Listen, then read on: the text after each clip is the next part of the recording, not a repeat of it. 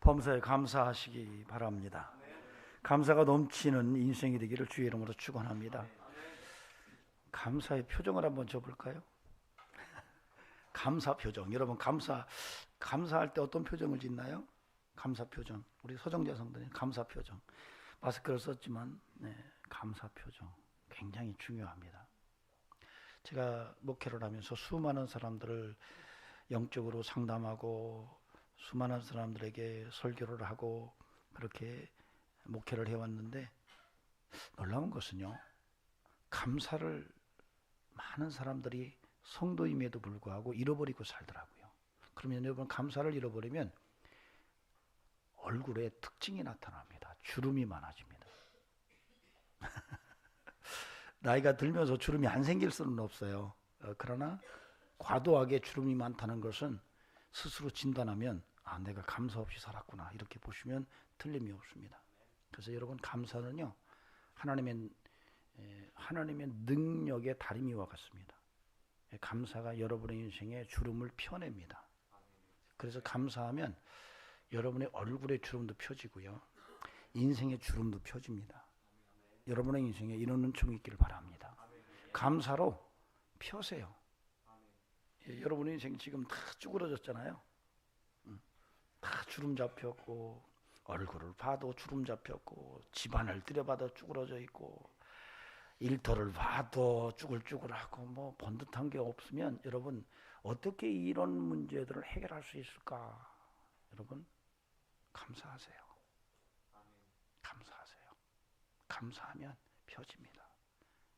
그래서 바울 사도는 범사에 감사하라 그랬어요. 여러분, 돈을 잃어버린 것은 굉장히 충격을 받습니다. 권력을 잃어버리고 명예를 잃어버리고 인기를 잃어버린 것 충격을 받는데, 정작 중요한 거 감사를 잃어버리고는 전혀 무감각하게 삽니다. 진짜 중요한 것은 감사거든요. 여러분, 돈이 아무리 많아도요, 감사가 없다면 그 많은 돈은 저주입니다. 아무리 권력이 하늘을 찔러서 날아가는 새를 떨어뜨리는 권력이라 해도 그 마음속에 감사가 없다, 그 권력은 죄악의 도구입니다. 아무리 인기가 많고 아무리 명예가 높고 아무리 가방끈이 긴 세계적인 석학이라도 마음속에 감사가 없다면 인생 황폐한 겁니다. 여러분, 부족해도요, 감사할 수 있다면 은혜입니다. 여러분, 오늘 추수감사절인데 저는 부탁드립니다. 여러분의 마음속에 감사가 회복되기를 바랍니다. 여러분의 가정과 삶의 일터에 감사가 회복돼서 그 감사가 여러분의 인생 속에 감사를 낳는 축복이 있기를 주의 이름으로 축원합니다. 범사에 감사합시다. 감사를 넘치게 합시다. 오늘 추수감사절인데 사실은 다른 교회에서는 11월 셋째 주에 추수감사절로 드립니다. 대부분이 많이. 그렇게 하는 것은 미국에서 청교도들이 처음 추수감사를 하나님 앞에 예배로 드릴 때에 그때가 바로 11월 셋째 주였어요. 근데 우리나라 절기하고는 조금 안 맞는 것 같아요. 제가 생각해도. 어떤 교회는 추석 때 추수감사절을 드리는 교회도 있기는 있습니다. 그러나 저희는 한 11월 첫 주면 참 좋겠다. 지금 딱 좋잖아요. 추수하기 딱 좋은 시절이에요. 그래서 혹시 어떻게 보이는 교회는 추수감사절을 11월 첫 주에 드리냐, 그 이단하냐, 이렇게 오해가 없기를 바라고요. 중요한 것은 언제 추수감사절 예배를 드리느냐가 중요한 게 아니라 감사가 얼마나 회복되느냐, 감사에 대한 영성이 얼마나 우리에게 뜨겁게 드러나느냐 하는 게 중요한 거예요. 사실 농사는 안 짓습니다. 뭐 텃밭을 분양받아가지고 뭐 도시농부라고 그렇게 얘기를 하지만 사실 현대인들은 농사와는 굉장히 먼 삶을 살아갑니다. 그래서 요즘 젊은 우리 학생들은 어떻게 곡식이 심겨져서 자라서 어떻게 내 밥상 위에 올라오는지 모릅니다. 그래서 별을 변다 그러면 무슨 나무인 줄 알아요. 그래서 사실은 추수감사절이라는 용어가 특히 이제 대도시에 사는 저와 여러분에게는 굉장히 좀 색바랜 그러한 절기에 해당합니다. 그래도 그럼에도 불구하고 이 추수감사절이 굉장히 중요해요. 왜냐하면 인생을 어떻게 살 것인지, 감사가 내 인생 속에 있는지, 내가 무엇을 심고 무엇을 추수하는지를 한 번쯤은 돌아볼 수 있는 그런 타임이기 때문에 그렇습니다. 오늘 저는 저와 여러분의 삶 속에서 나와 좀 거리가 멀어진 이 추수감사절, 그럼에도 불구하고 참 중요해서 내 인생에 추수하는 것이 어떤 것인지 결산을 생각할 수 있고, 내 삶에, 우리 가정에, 내 일터에 감사는 과연 살아있는지, 역동성이 있는 감사가 있는지, 아니면 불평과 원망과 짜증으로 가득 찬 것은 아닌지 좀 돌아보고, 성경에서 말하는 인생이 어떤 모습이어야 하나님이 기뻐하는 삶이신지를 생각하면서 우리의 삶을 좀 구조조정하고 감사의 삶으로 새롭게 빚어보는 이런 은혜가 함께 할 수 있기를 바랍니다. 전에는 가을이어서 뭐 추수한다 그러는데 요즘에는 철도 없어요. 이제는 특수재배를 해가지고 계절과 관계없이 그 우리의 추수가 이루어지기 때문에 참 쉽지는 않지만, 그래도 여러분 이 추수감사절을 통해서 저는 우리 성도들에게 감사가 회복되고 인생의 정말 중요한 추수가 무엇인지를 한번 계산해보고 믿음으로 인생을 새롭게 조정하는 이런 축복이 함께하기를 주의 이름으로 축원합니다. 감사가 능력이에요. 그러니까 여러분 계속 감사하세요. 쭈그러진 인생 피우는 길은 감사의 다리미를 문지르는 거예요. 여러분 그런 은혜가 있길 바랍니다. 자, 오늘 사실 본문은 6절, 7절의 핵심 키포인트를 가지고 있습니다. 그러나 그 본문 이전에 이 감사가 우리에게 신앙생활 속에서 어떤 의미이고 어떤 기능이 있는가에 대해서 먼저 살펴봤으면 좋겠다 생각이 들어요. 신앙인들에게 도대체 감사가 어떤 중요성을 갖는가? 뭐 다 감사가 중요하다는 것을 알지만 성경을 바탕으로 한 신앙인들에게 도대체 감사가 어떤 의미인지에 대해서 성경적 기초를 통해 들여다보는 시간을 먼저 가져보도록 하겠습니다. 여러분, 사실 이 성경에서는 성령의 열매를 이야기합니다. 9가지. 한번 같이 성령의 열매 9가지를 한번 얘기해 볼까요? 시작. 사랑, 희락, 화평, 오래 참음, 자비와 양선과 충성과 온유와 절제. 9가지의 성령의 열매가 있어요.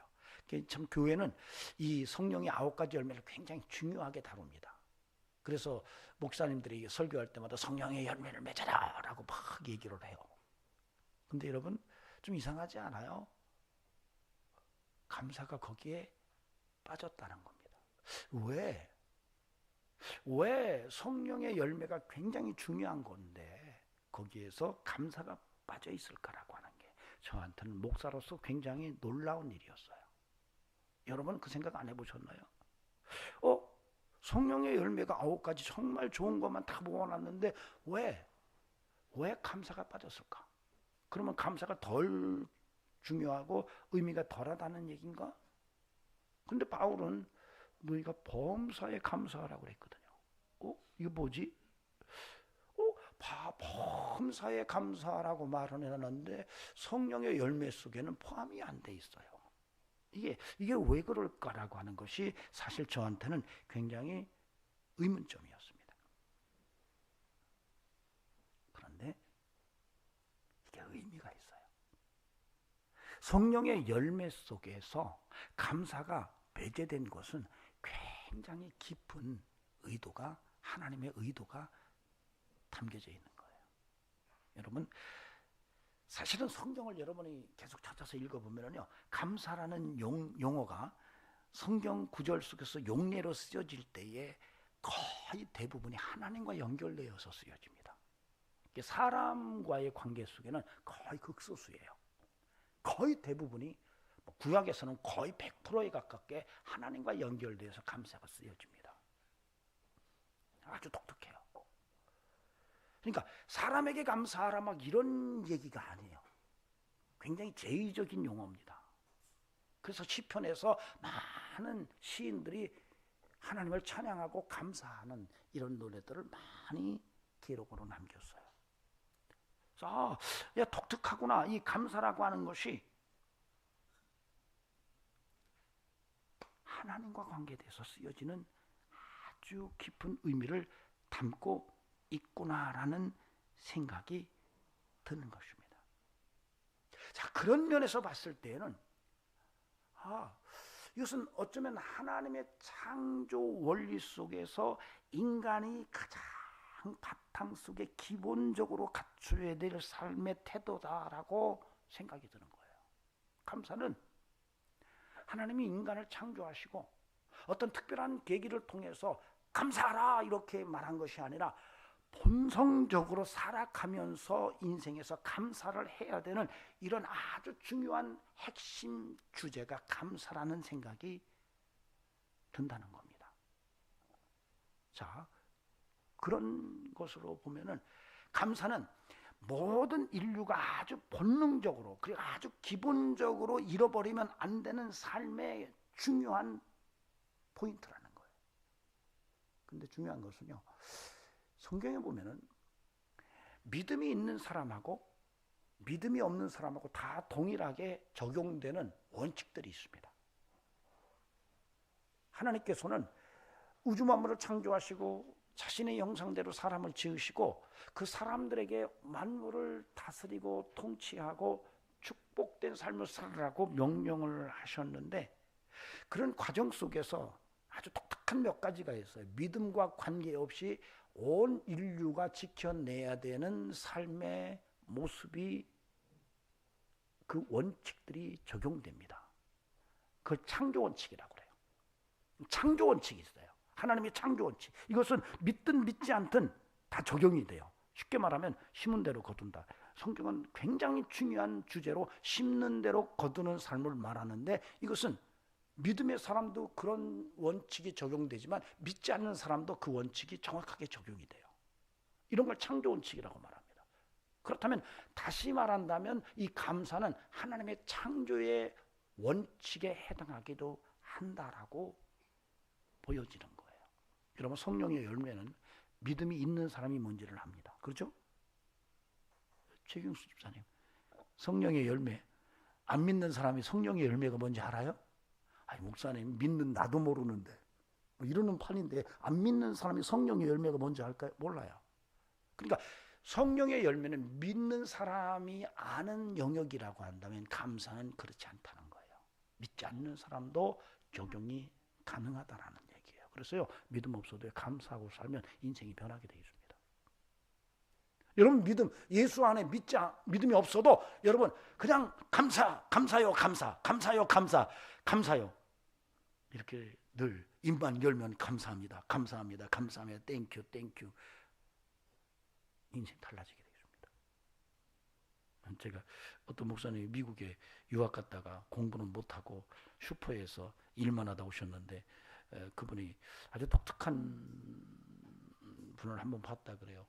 동네에서 소문이 났어요. 땡큐 아저씨. 이분이 한국에서 그 미국에 이민 가가지고 슈퍼를 하는데 영어를 처음부터 못하니까 땡큐라는 말을 아니까 땡큐요만 계속 손님들이 올 때마다 땡큐요. 그러니까 지금 땡큐요. 나중에 그게 뭔지 아는 거예요.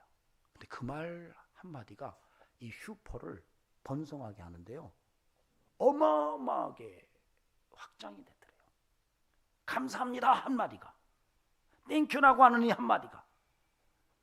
여러분, 이건 그래서 믿는 사람이나 믿지 않는 사람이나 다 적용이 가능한 창조 원칙이에요. 그런데 하물며 성경을 믿는 하나님의 사람들이 하나님께서 너희들이 범사에 감사하라 라고 말씀하시는 그 말씀을 붙들고 믿음으로 사는 성도들이 감사 없이 산다. 여러분, 이것은 인생 지금 상당히 잘못 가고 있는 거예요. 좀 우리 성도들에게 세상 사람들보다 더 뜨겁게 감사로 넘쳐나는 은혜가 있기를 간곡히 주의 이름으로 축원합니다. 그런데 중요한 것은요, 이 감사는 습관에 해당합니다. 의지와 습관과도 아주 밀접해요. 우리가 그러잖아요. 목사님, 나 감사가 안 나와요. 성령을 못 받아서 감사가 안 나와요. 이렇게 얘기하면 그거 말이 안 되는 거예요. 성령이 충만하지 않아도 감사는 뭐한다? 가능하다라는 거예요. 그렇다면 이것은 습관과 의지에 해당하는 부분도 상당하다는 거죠. 여러분, 사람이요 불평하다 보면은요 불평이 끝이 없습니다. 그런데 또 감사거리를 찾다 보면은 감사거리가 수도 없어요. 그게 습관이 되면은요 나도 모르게 감사합니다 이렇게 나와요. 여러분 습관 조심하시기 바랍니다. 여러분 습관이 불평과 원망과 짜증으로 여러분 몸속에 배어들어가면 여러분 그것이 여러분의 인생을 좌지우지합니다. 결국 인생 전체가 불평과 원망과 짜증으로 가득하게 되고 그런 인생이 성공적인 인생을 살 수가 없는 거죠. 그러나 감사가 젖어들면 나도 모르게 감사가 튀어나와요. 고맙습니다 라는 말이 나와요. 여러분 이런 인생을 하나님도 복 주시면 많은 사람들도 그런 인생을 기대한다는 거예요. 그래서 여러분 삶의 습관이 매우 중요하고 여러분의 의지가 굉장히 중요한데 삶의 습관과 의지 속에서 감사에 대한 뜨거운 마음을 가지고 그래 내가 오늘부터 감사하고 살아야지. 그래서 막 욕이 나오려고 이런 싸가지 땡큐 이런 빌어먹을 감사 할렐루야. 여러분 범사에 감사합시다. 감사가 넘치게 합시다.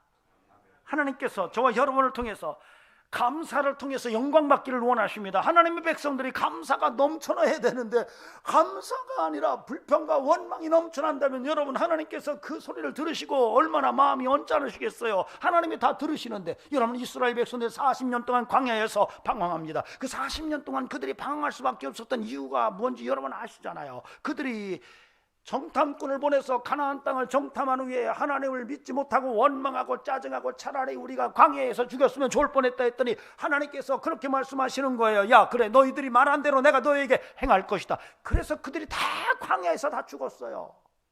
여러분 말이 씨가 된다고 말하잖아요. 여러분 감사로 말을 하면 여러분에게 감사의 열매가 맺어지는 줄로 믿으시면 아멘 하시기 바랍니다. 그러므로 저는 저와 여러분의 삶 속에 끊임없이 감사의 삶을 살아가며 그 감사를 통해서 하나님께 영광 들고 여러분의 인생도 주름 잡힌 것이 펴지고 할렐루야 하나님께 영광 돌리는 귀한 인생이 되어지기를 주의 이름으로 축원합니다.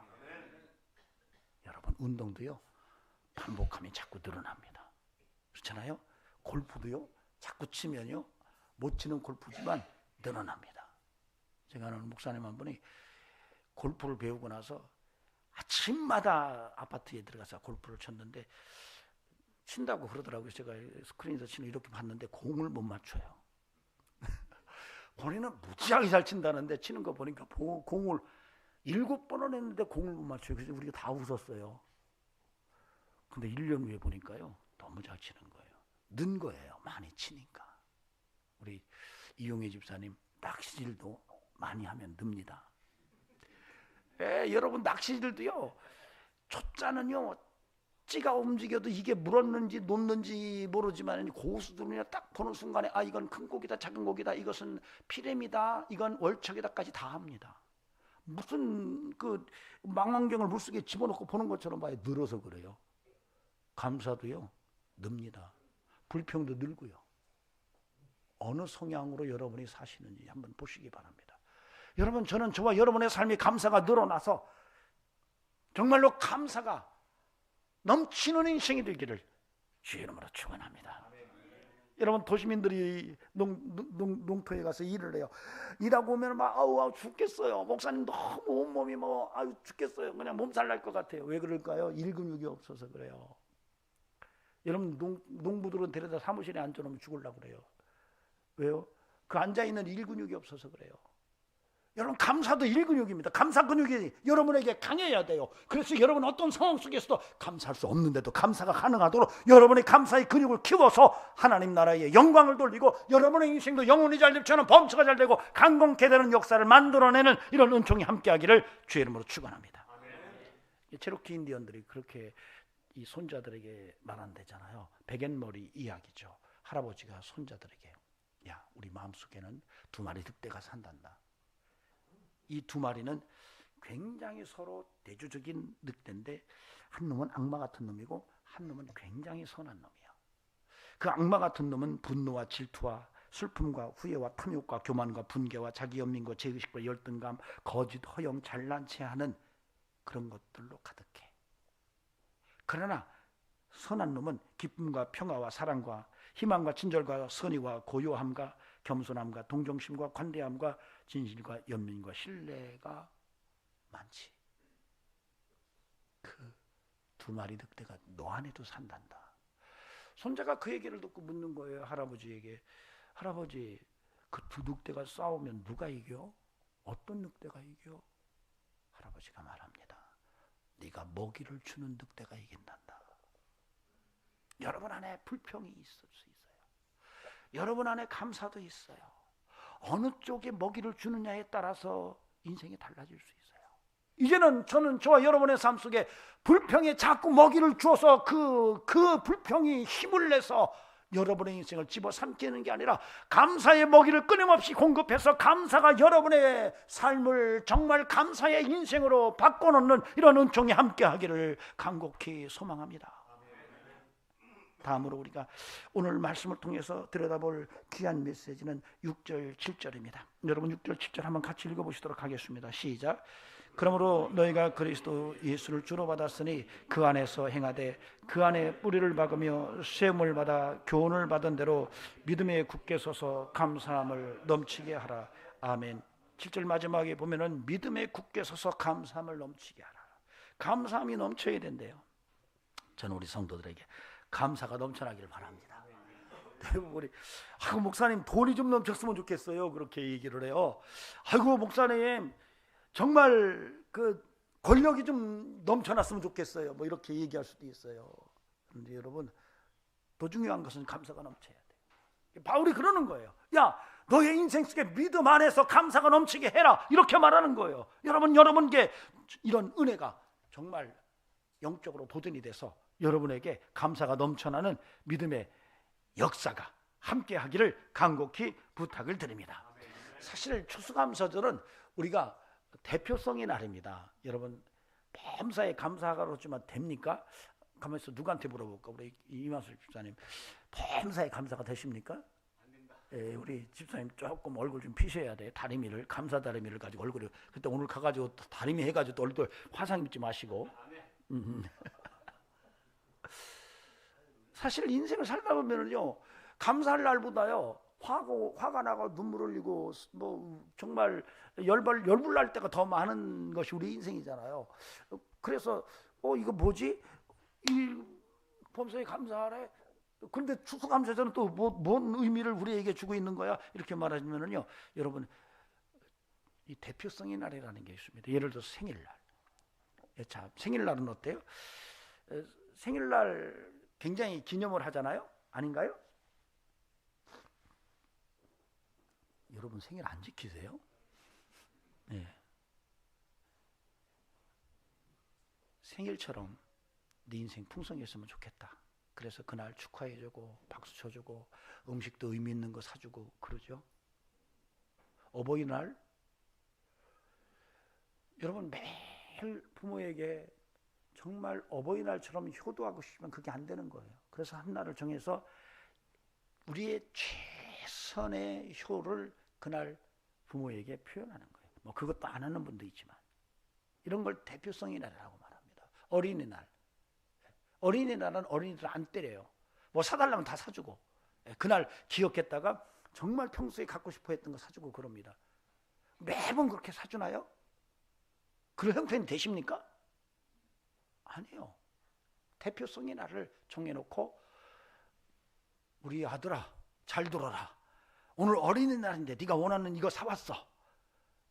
그러나 매번 사주지는 못해. 그러나 아빠의 마음은 매번 그러고 싶단다. 이런 의미예요. 추수감사절은 그런 거예요. 그런 의미를 함축하고 있어요.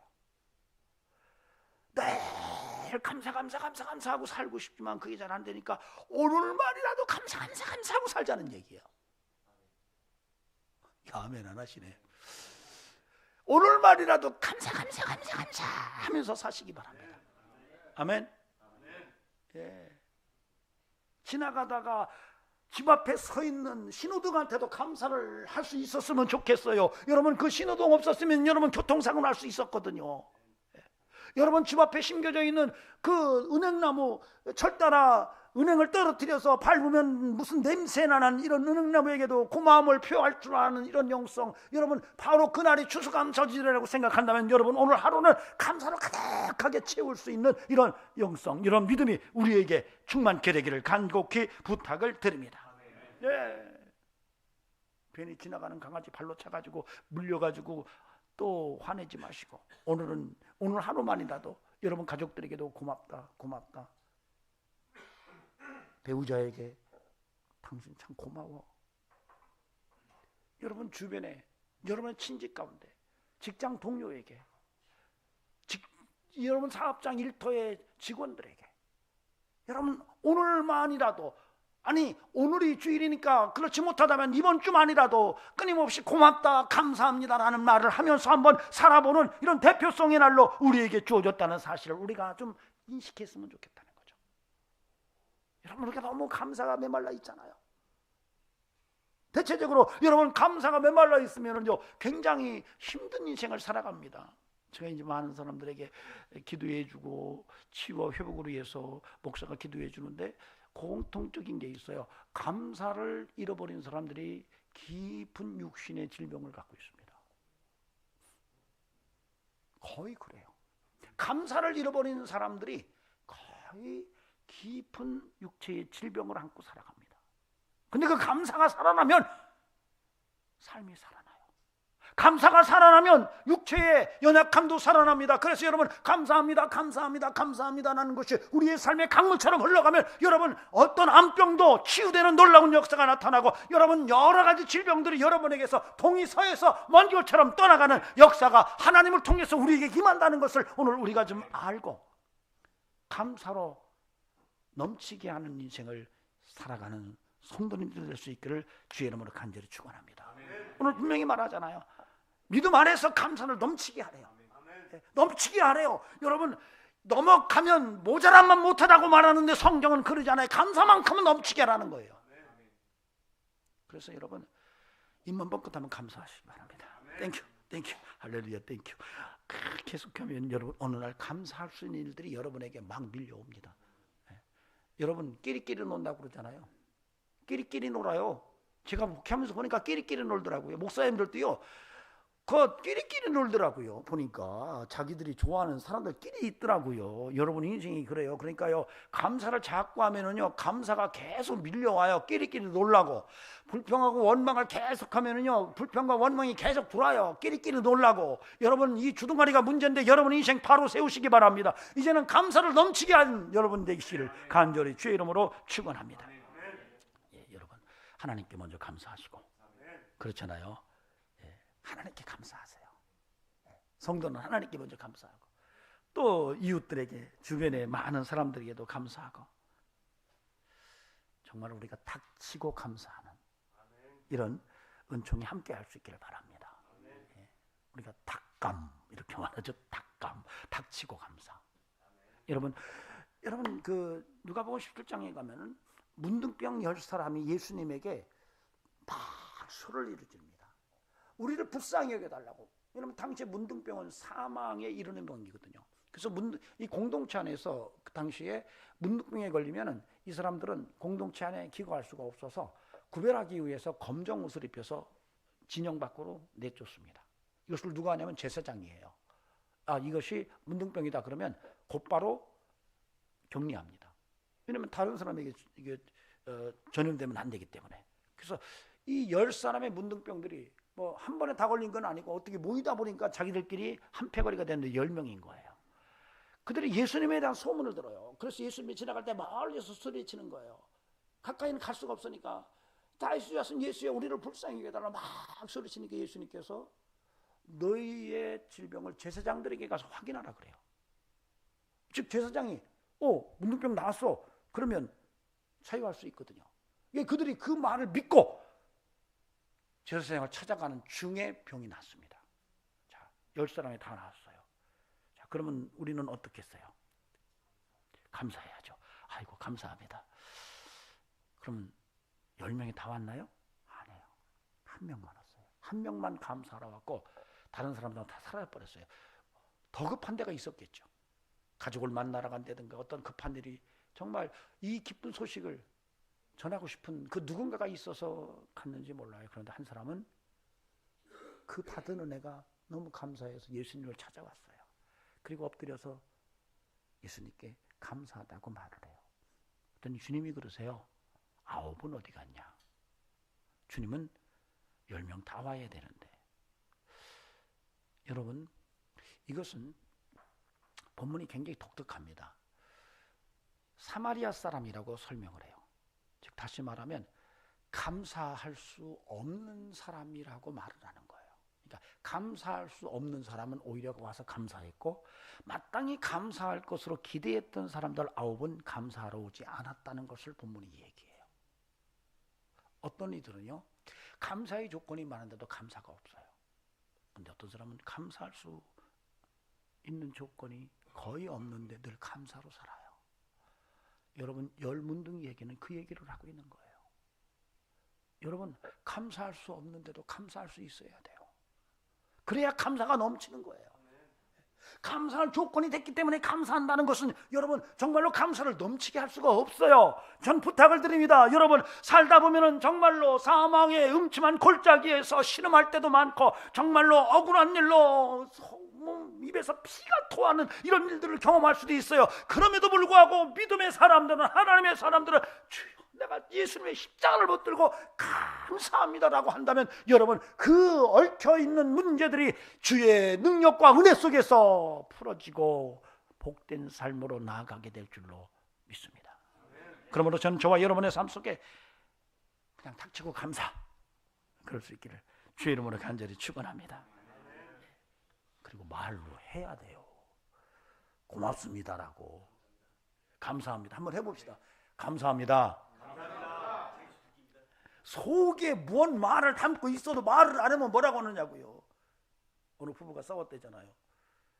남편이 밤에 자면서 여보 내일 6시까지 깨줘, 말은 못하고 메모를 해놓은 거예요.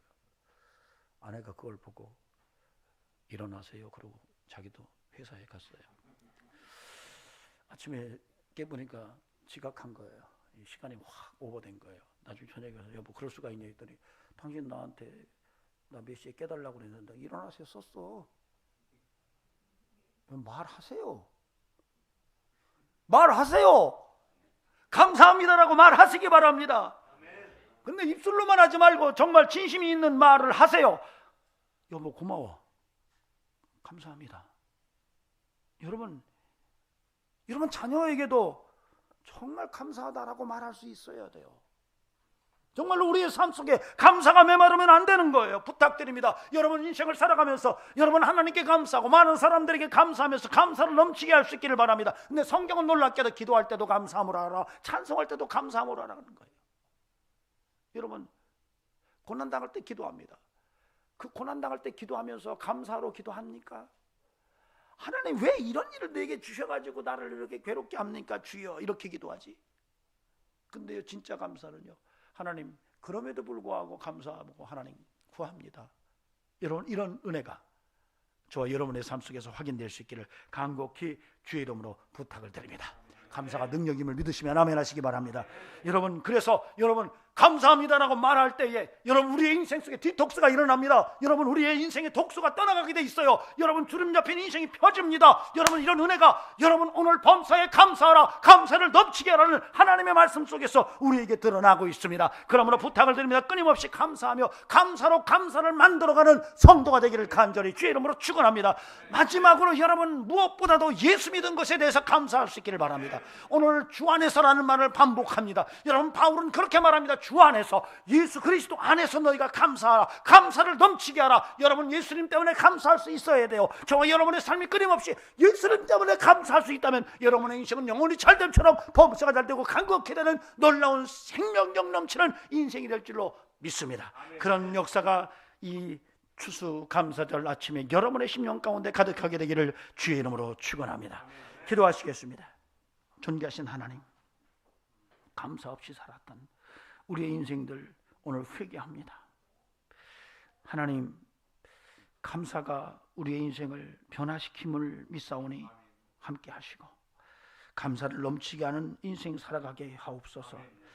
예수 믿는다고 말하면서 불평과 원망 속에 살아간다면 어찌 하나님께 영광이 되겠나이까. 이제는 예수 안에서 감사를 넘치게 하는 성도 되게 하옵소서.